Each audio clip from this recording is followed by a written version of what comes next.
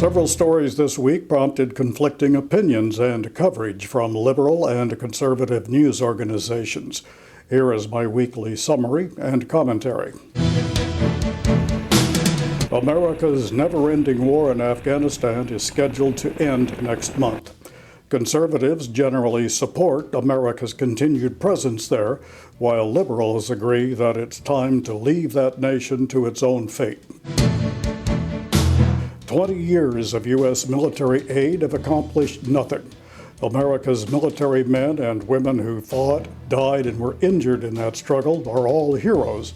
But history shows that foreign occupiers dating back centuries never managed to control Afghanistan.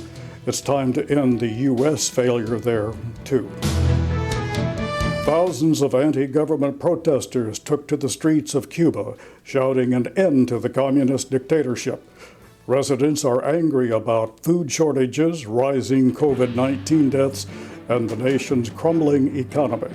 Some observers think the Cuban government is in trouble. That is doubtful. Similar opinions about the challenge to the Venezuelan socialist regime of Nicolás Maduro 3 years ago proved to be overly optimistic. Despite international condemnation of the presidential election of 2018, Maduro remains in power. Cuba has survived a decades-long economic blockade by the United States. President Miguel Díaz-Canel and the Communist Party will weather this storm too. President Joe Biden signed an order to ban non-compete agreements for American workers. Such agreements prevent employees from accepting a job with a similar company. Coffee shop baristas and restaurant waiters are among those often tied to their employer by non-compete clauses. Highly paid TV news anchors and corporate executives also are often restricted by these contracts from moving to better-paying opportunities within the same industry. One could argue for non-compete agreements in professions where a business fears that the departure of a valued employee will cost the company thousands or even millions of dollars. Wall Street financial firms come quickly to mind. But it makes no sense to chain low-paid workers to similar contracts. Biden made a good move here. Democrats in Congress have agreed on a proposed $1.2 trillion bipartisan infrastructure measure as part of a massive $3.5 trillion budget bill. The infrastructure proposal includes two broad categories.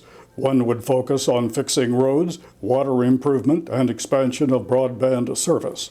The second provides money for social programs such as education, health, and child care, as well as climate change ideas.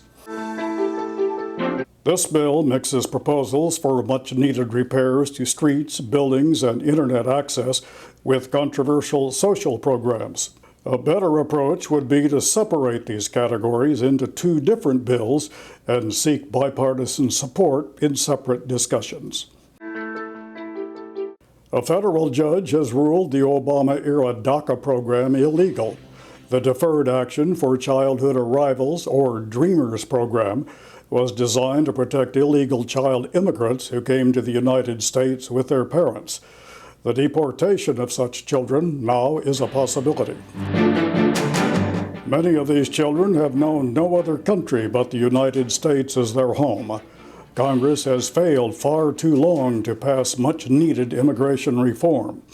Instead, the issue has been used by both political parties for partisan advantage. It's time to stop this and pass legislation that corrects our broken immigration law. Next week, we'll look at those stories that generated commentary and coverage by news media from both the left and right. I'm Steve Kuhn.